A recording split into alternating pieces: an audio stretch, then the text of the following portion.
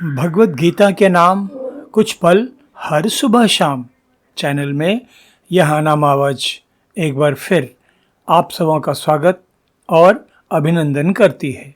साथियों, हम सबके जीवन में बाधाएं आती रहती हैं और कोई विशेष लक्ष्य लेकर चलें तो मानो हमारी परीक्षा लेने बाधाएं नए नए रूपों में सामने आती रहती हैं।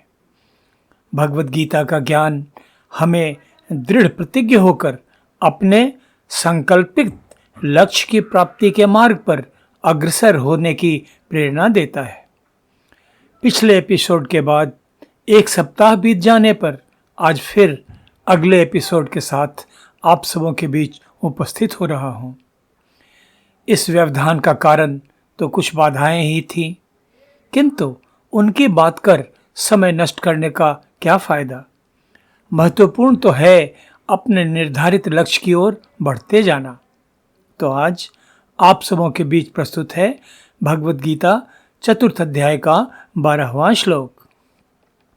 कांक्षन्तः कर्मणाम सिद्धिं यजन्ते इह देवताः क्षिप्रम हि मानुषे लोके सिद्धे भवति कर्मजा। इस श्लोक का सरल शाब्दिक अर्थ इस प्रकार है, जो मुझे तत्व से नहीं जानते वे इस मनुष्य लोक में कर्मों के फल को चाहने वाले लोग देवताओं का पूजन किया करते हैं, क्योंकि उनको इस प्रकार कर्मों से उत्पन्न होने वाले सिद्धि शीघ्र ही मिल जाती है।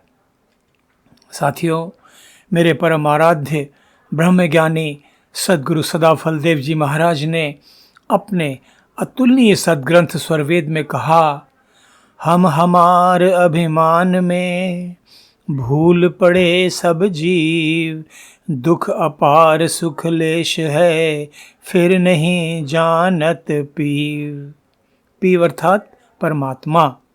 सच ही तो है, हम हमार अभिमान में। हम संसारी जगजीव तो इस नश्वर संसार के भोग्य पदार्थों, मान यश, इन सब की प्राप्ति की लिप्सा में इतने तल्लीन रहते हैं, इतने डूबे रहते हैं कि उन्हीं की प्राप्ति हमारे लिए जीवन की सबसे बड़ी उपलब्धि होती है। इस नश्वर संसार के नश्वर भोग पदार्थों तथा मान यश की प्राप्ति हमें अभिमान से भर देती है और हम सब इसी क्षण भंगुर अभिमान की उपलब्धि में फूले नहीं समाते। हम वैसे तो आसपास देखते रहते हैं कि ये संसार निरंतर बदल रहा है।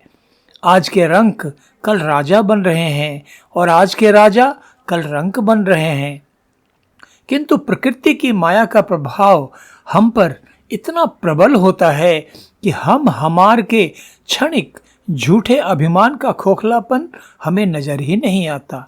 हम अर्थात सांसारिक मान यश का अहंकार भरा अभिमान और हमार अर्थात संसार की जो नाशवान वैभव संपदा हमने येन केन प्रकारेण इकट्ठी की, उस सांसारिक समृद्धि का अभिमान।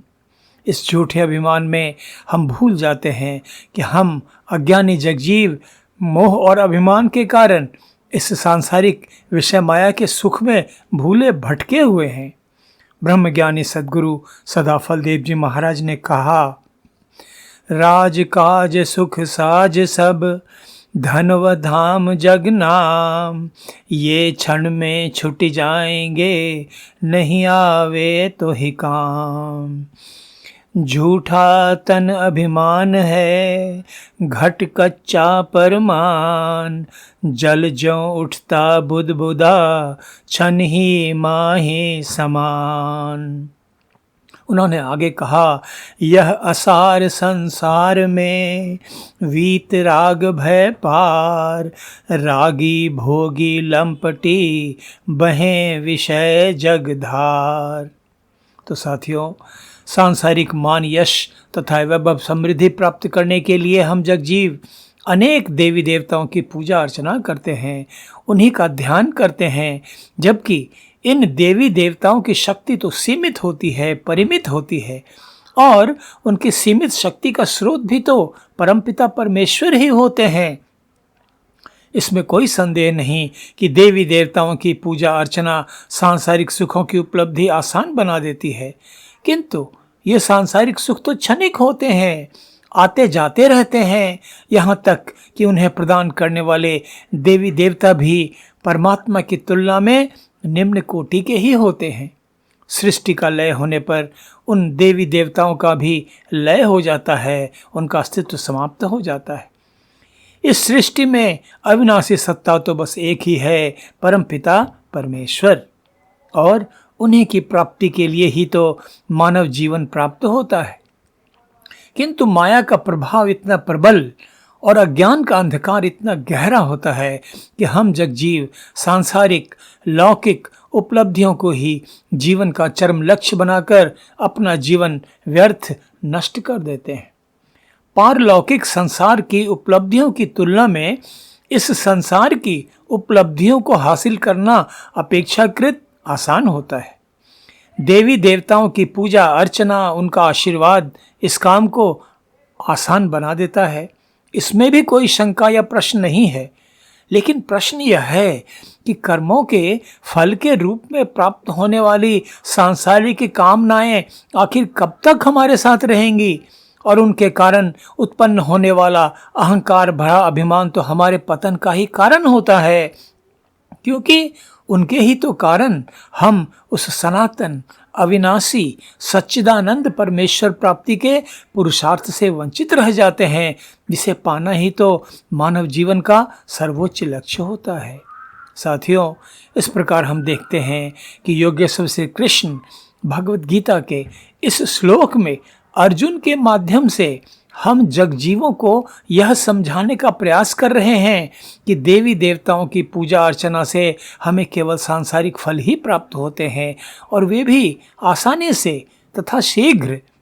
किंतु यहाँ ध्यानपूर्वक समझने की बात यह है कि सर्वज्ञ श्री कृष्ण हमारा ध्यान इस ओर आकृष्ट करना चाहते हैं कि देवी देवताओं की पूजा अर्चना से भले ही हमें सांसारिक कर्मों की सिद्धि शीघ्रतापूर्वक मिल जाती है, किंतु शीघ्रतापूर्वक प्राप्त होने वाली इस प्रकार के सिद्धि का लाभ भी तो शीघ्रतापूर्वक ही समाप्त होने वाला होता है।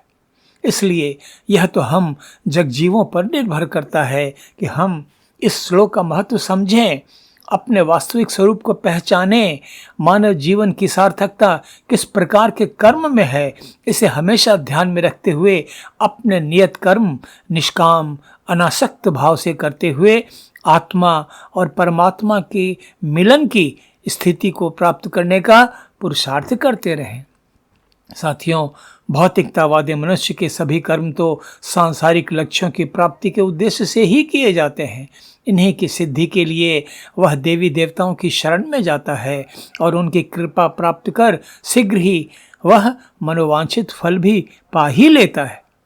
किंतु योगेश्वर श्री कृष्ण अर्जुन के माध्यम से हमें सचेत कर रहे हैं कि देवी देवताओं की शरण में जाने से सांसारिक लक्ष्यों तथा सुखों की प्राप्ति तो आसानी से हो जाती है, क्योंकि संसार की माया का यही तो कार्य है, मनुष्य को सांसारिक प्रलोभनों में उलझाए रखना।